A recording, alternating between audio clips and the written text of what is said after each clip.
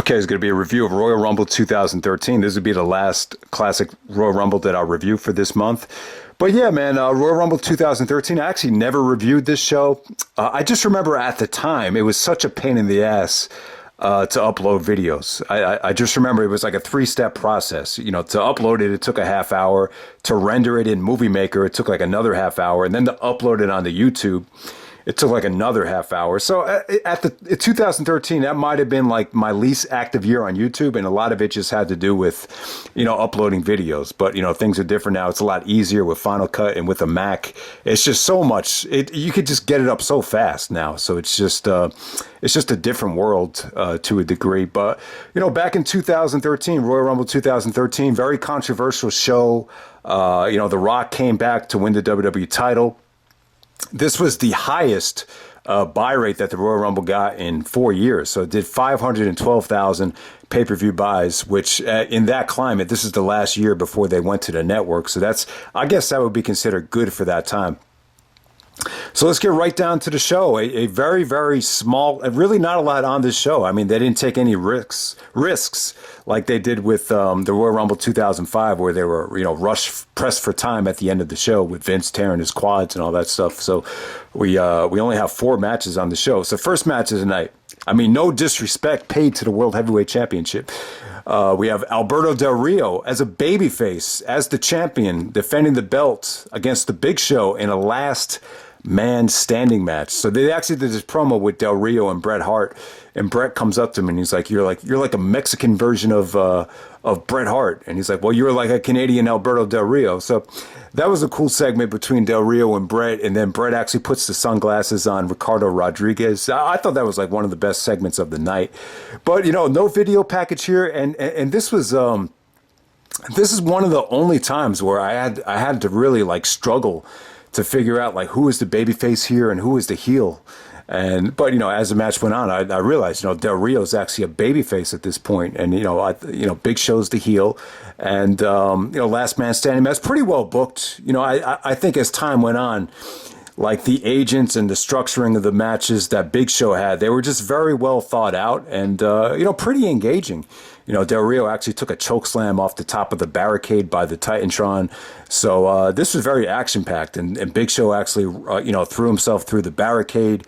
That kind of, you know, gave Del Rio the go-away, and Rodriguez actually gave the assist and duct-taped, you know, Big Show's legs to the ropes while, you know, Del Rio, you know, locked on the armbar. So pretty cool finish right there. They kind of borrowed a page out of the, you know, John Cena Batista playbook. I think Cena actually, you know, taped up Batista's legs in a prior last man standing match. So maybe that's where the idea came from. But, you know, pretty solid stuff. Not an amazing match, but, you know, just a good way to start off the show. I'm actually a big fan of Del Rio as a wrestler. I don't know. To me, I just felt like, and I've talked about this millions of times, but I just think his success was it just felt a little bit forced. And maybe it was just a little bit too soon how they over pushed him. But yeah, let's move on to the next match. We have Team Hell No with Daniel Bryan and Kane defending the belts against the Rhodes Scholars, which is actually Cody Rhodes and Damien Sandow. Yeah, you know, not as good as you would expect. It kind of felt like they were holding back a little bit here because, you know, all 4 guys are actually in the Rumble, which is kind of weird because most times, you know, if you compete in the undercard, they give you the Rumble off. But yeah, man, you know, they just couldn't get the crowd going here. You know, I hate to say it, but it felt more like a Kane tag match than a Daniel Bryan tag match. Yeah, I mean, I don't know what it was. They like, even for Bryan, like they really didn't, you know, the reaction wasn't as good as Bryan's performance in the Rumble here. But yeah, man, Bryan actually made Damien Sandow tap out with the label lock, but you know, pretty generic match. You know, it just didn't get too much time. They didn't really get into enough of a rhythm. But you know, you would think Daniel Bryan and Cody Rhodes in the same ring, it could be something special. But it was just kept nice, short, and sweet. All right, so next up you have the 30-man Royal Rumble match for a World Championship match at WrestleMania 29. Okay, man, so with this Rumble right here, one of the few times where the Royal Rumble does not main event the show, and I would definitely say this is a very good Rumble, not great. I would probably say this is in the middle. Not a top 10 Rumble, not even a top 15 Rumble, but it wasn't an awful watch. It was pretty entertaining. I think you could definitely argue that there was some, some of the weakest names in Royal Rumble history were probably in this Rumble as well. I just felt like there was a lot of guys that, just really weren't that great in this thing. What's his name? David Otunga would be, one name that comes to mind. I mean, the Godfather made a special appearance. So, yeah, man, just not that stacked from top to bottom, but you did have some major players in here. Dolph Ziggler actually came out at number 1. This is when he was with AJ and Big E Langston at that time. Jericho actually made a special surprise. So when Jericho came out at 2, it was pretty surprising. I remember watching it live. It was just one of those things that you just didn't expect. Now, I really think like if Jericho came in at number 30 and won this thing, I think that would have been pretty cool to have Jericho and Rock, main event WrestleMania. I think that would have been better than what we got with a Cena Rock rematch, but we'll talk more about that later. But overall, Jericho's Rumble showing here was very impressive. I mean, he lasted this whole thing. He actually came back in better shape. This is when he was doing like that DDP yoga, and it really helped straighten out his back. And I thought he just looked great throughout this whole thing. Both Ziggler and Jericho, they might have been the 2 MVPs. They pretty much lasted this whole thing. Jericho 48 minutes, Ziggler, just under 50. So great showing from all those guys. Sheamus had a great showing as well. He actually came down to the final 3. It was interesting to see how overprotected Sheamus was. He got a lot of eliminations. I think he got 5 eliminations on this show. So yeah, Sheamus actually looked good here. So Cena comes in at 19. Cena ultimately ends up winning this thing.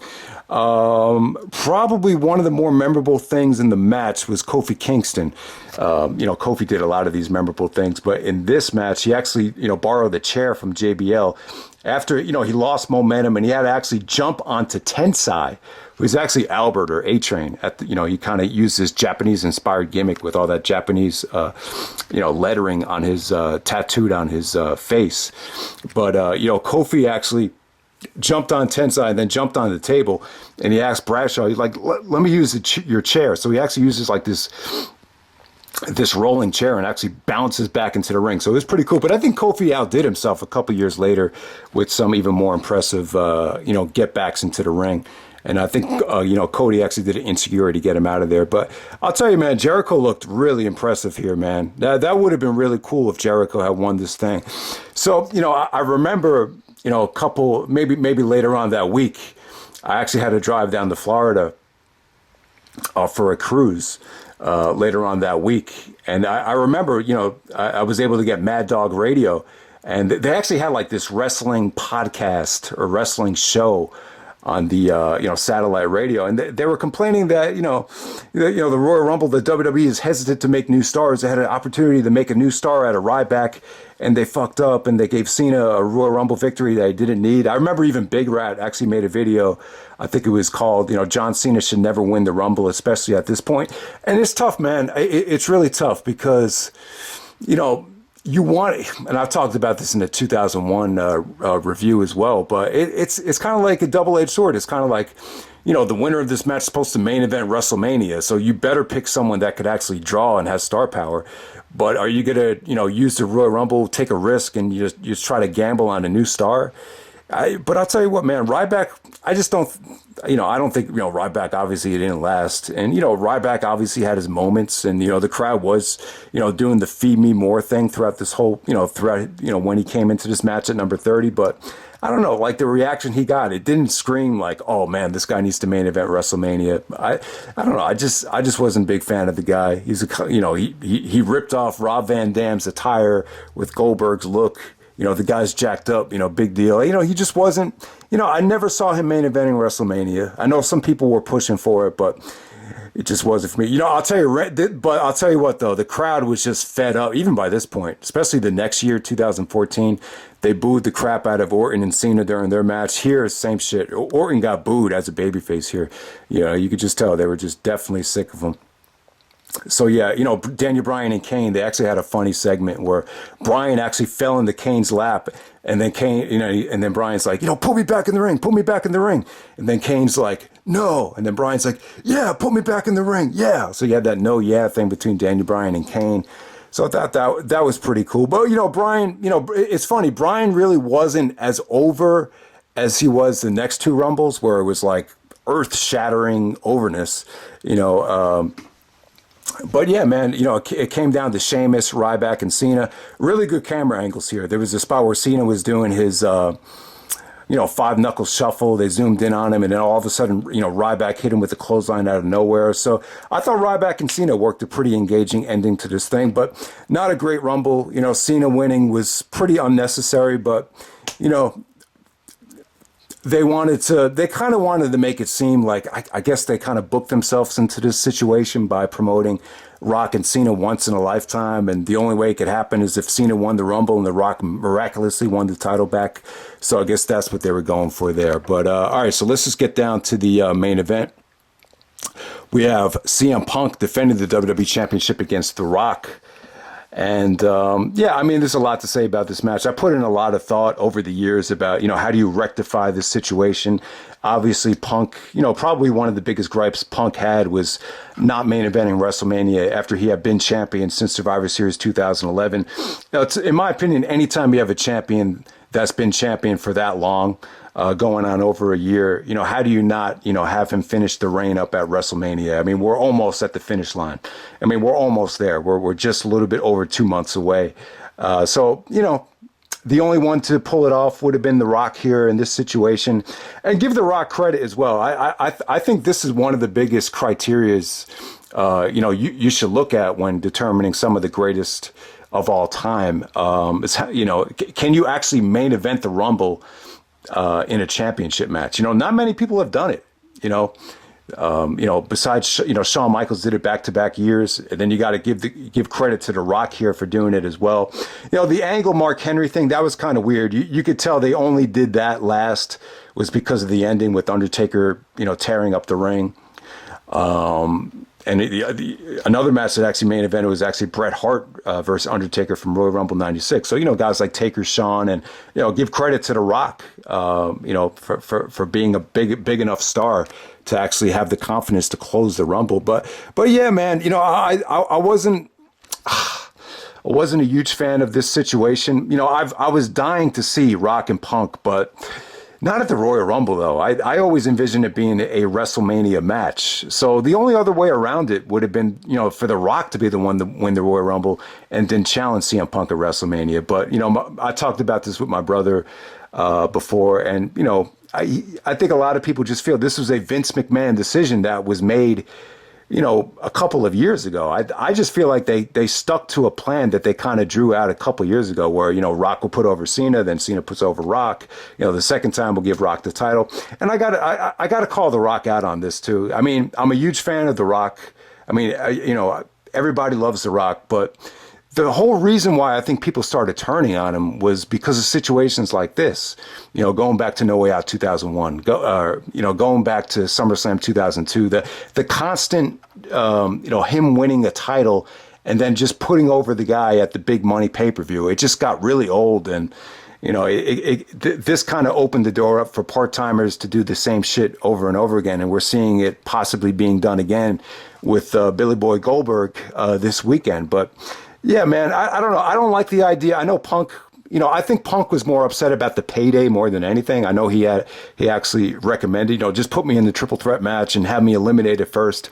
I wouldn't have been a big fan of that. Plus, The Rock has even stated that he hates WrestleMania main events where it's not one-on-one. So I don't think that would have worked. I just think that in retrospect, I think the perfect setting for Rock versus Cena too. No, I wanted them to do a rematch, just not at WrestleMania. So I think Rock Cena 2, ideally you want to have it at the Rumble, but because Punk is the champion, see, Punk being champion really kind of threw this whole thing off.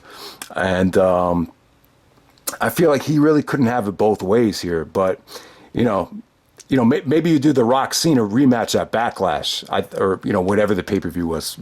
Ideally I would have called it Backlash, but That's how I would have done it if I could go back in time and, make it right.